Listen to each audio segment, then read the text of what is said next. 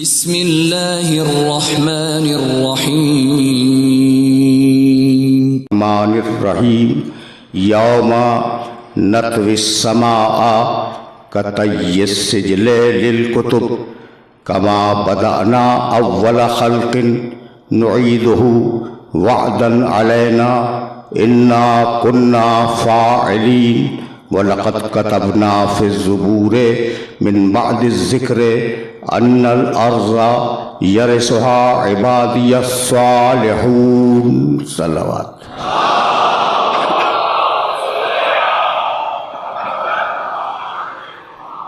نعرہ حیدری۔ عجیب انداز سے انسانوں سے مخاطب ہے۔ یوم نطوی السماء کطی السجل، قیامت کا دن ہم آسمانوں کو اس طریقے سے لپیٹ دیں گے جیسے لمبے لمبے کاغذوں کے تومار لپیٹے جاتے ہیں۔ کما بدأنا اول خلق نعیدہ، اور جس طریقے سے ہم نے تخلیق کا آغاز کیا تھا اسی طرح ہم تخلیق کا اعادہ کرتے رہیں گے۔ وعدہ علینا، یہ ہمارا وعدہ ہے، حتمی وعدہ ہے۔ انا کنا فاعلین، اور ہم اس کام کو کر کے رہیں گے۔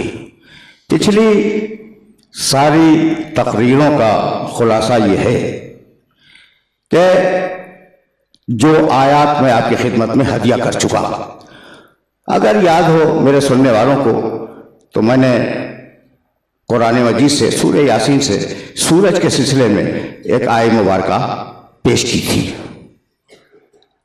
والشمس تجری لمستقر لها ذلك تقدیر العزیز العلیم والقمر قدرناه منازل حتى عاد كالعرجون القدیم لا الشمس ينبغي لها ان تدرك القمر ولا الليل سابق النهار وكل في فلك يسبحون۔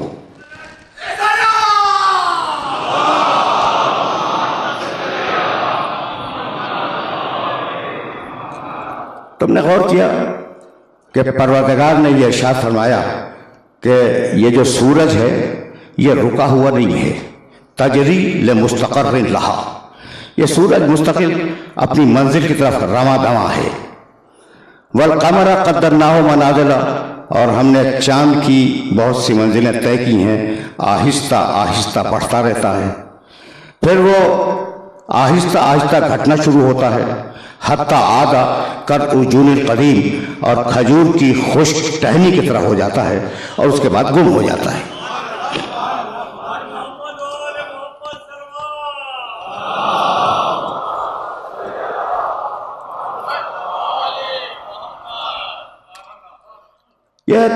یہ بات تمہاری مشاہدے کے رینج میں ہے کہ سورج کیا کر رہا ہے، چاند کیا کر رہا ہے۔ تو اب اگر سمجھ سکو تو اس یہ جو سمجھ سکو کا جملہ ہے نا، یہ فقط نوجوانوں کے لیے، بزرگ اس جملے کو نہ سنیں۔ اگر سمجھ سکو تو کہا کہ کما بدأنا اول خلق نعیدہ، ہم نے آغاز کیا تھا اس کائنات کا تخلیق سے، نعیدہ، اور ہم اس کا اعادہ کرتے رہیں گے،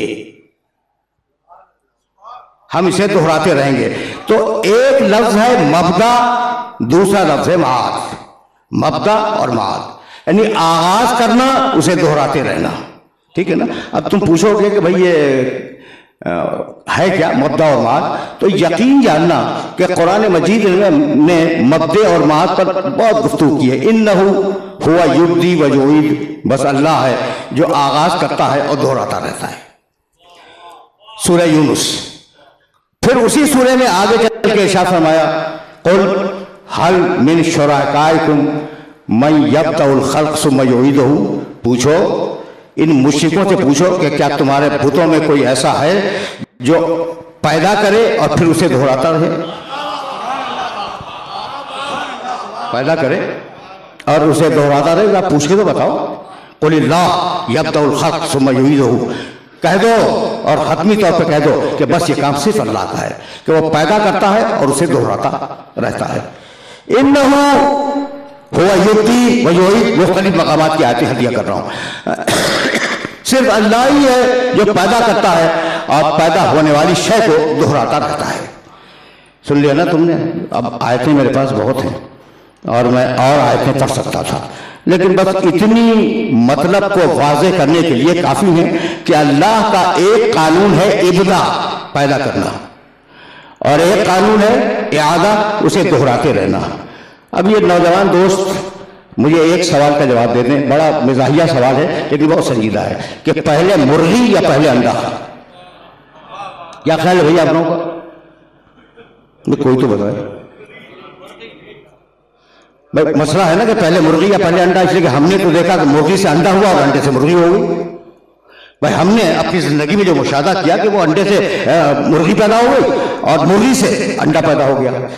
یقین جانو کہ یہ دنیا کے مشکل ترین مسائل میں ہے جو بربنائے مزاح پوچھا جاتا ہے کہ پہلے مرغی یا انڈا۔ بہت آہستہ آہستہ سلسلے فکر کو میں آگے بڑھانے کی کوشش کر رہا ہوں، توجہ رکھنا۔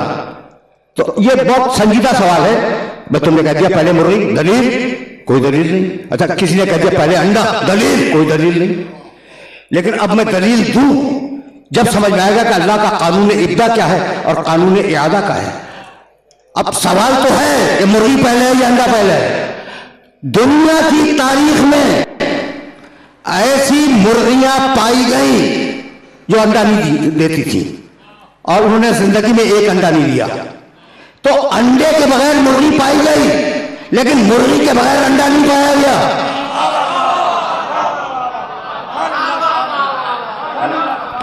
سمجھ رہے ہو بات کو؟ انڈے کے بغیر تو مرغی پائی گئی ہے، انڈے کے بغیر مرغی ملی، بہت تجربے ہیں اس بات کے، لیکن مرغی کے بغیر کوئی انڈا نہیں پایا گیا۔ تو اب جانتے ہو قانون ابدا پہلی تخلیق مرغی، قانون اعادہ انڈا دوسری تخلیق۔ یہاں تک آ گئے نا میرے ساتھ؟ آج میں ظاہر ہے کہ موضوع کے تقاضوں کو تو پورا ہونا ہے، اور آج میں چاہ رہا ہوں کہ میرے محترم سننے والے سلسلہ فکر کو ذرا مضبوطی کے ساتھ تھام لیں۔ اب یہاں تک آ گئے تو ایک قانون ہے ابتداءً پیدا کرنا، دوسرا قانون یہ ہے کہ اس ایک نظام کو رائج کر دینا جو کہ وہ چیز چلتی رہے۔ تو قانون ابدا اور قانون اعادہ بالکل اسی طریقے سے پروردگار عالم نے انسان کے ساتھ کیا۔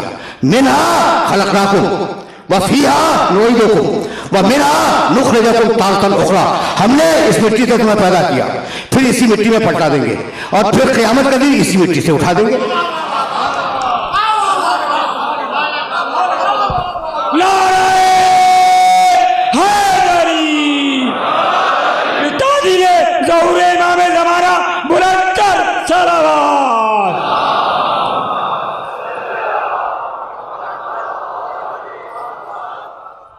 منہا خلقناکم وفیہا نعیدکم ومنہا نخرجکم تارۃ اخری، یہ ایک مقام کی آیت۔ اور اب سورہ بقرہ میں آواز دی کیفا تکفرون باللہ کنتم امواتا فاحیاکم ثم یمیتکم ثم یحییکم ثم الیہ ترجعون۔ تم اللہ کا انکار کرو گے، تم اللہ کا انکار کرو گے؟ کیفا تکفرون باللہ، کیسے اللہ کا انکار کرو گے؟ کنتم امواتا، تم نہیں تھے، مردہ تھے، فاحیاکم، ہم نے تمہیں زندہ کیا، ثم یمیتکم، پھر تمہیں ماریں گے، ثم یحییکم، پھر تمہیں زندہ کریں گے، ثم الیہ ترجعون، اور زبردستی تمہیں گھسیٹ کر اپنی بارگاہ میں لائیں گے۔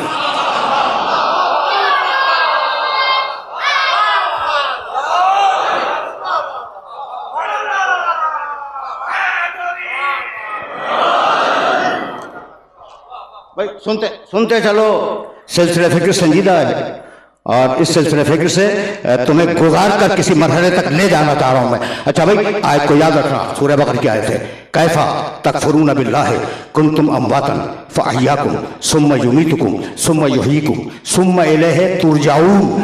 ترجعون کے معنی تم پلٹا دیے جاؤ گے اللہ کی طرف۔ ترجعون میں نے کیا ترجمہ کیا؟ زبردستی کھینچ کر تمہیں ہماری بارگاہ میں لایا جائے گا۔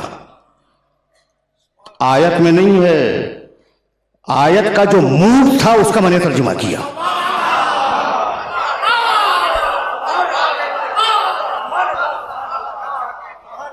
رکنا بھائی، رکو، آیت میں زبردست زبردستی کا لفظ نہیں ہے، آیت کا جو مزاج ہے نا، میں نے اس مزاج کا ترجمہ کیا کہ تمہیں زبردستی کھینچ کر اس کی بارگاہ میں پہنچا دیا جائے گا۔ ترجعون تو ایک ہے ترجعون جو زبردستی لے جائیں گے، اور ایک دوسرے بتاؤ انا للہ و انا الیہ راجعون، یہ خود اپنی مرضی سے جائیں گے۔ دو قسمیں ہو گئی، ایک زبردستی کھینچ کے پہنچائے جائیں گے، دوسرے وہ ہیں، بے توجہ رہے، دوسرے وہ ہیں جو اپنی مرضی سے اور اپنی خواہش سے اللہ کی بارگاہ میں پہنچیں گے۔ اور اب تیسرا بتاؤ یا ایتھا النفس المطمئنہ ارجعی الی ربک راضیۃ مرضیہ۔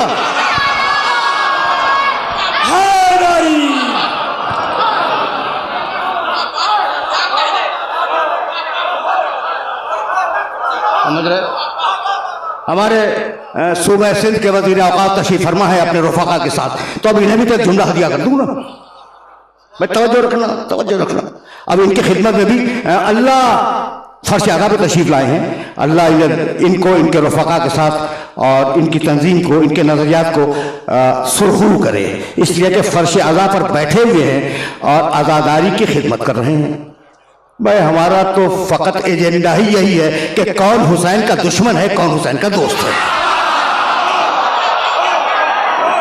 نعرہ حیدری، نعرہ حیدری، بآواز بلند نعرہ صلوات۔ بھائی یہ میری تقسیم یاد رکھنا، ہم مسلمانوں کو فقہی مسالک پر تقسیم نہیں کرتے کہ یہ حنفی ہے، یہ حنبلی ہے، یہ مالکی ہے، یہ شافعی ہے، یہ جعفری ہے۔ ہمارے پاس کل ایک تقسیم ہے کہ علی کے کیمپ میں کون ہے، علی سے دور کون ہے۔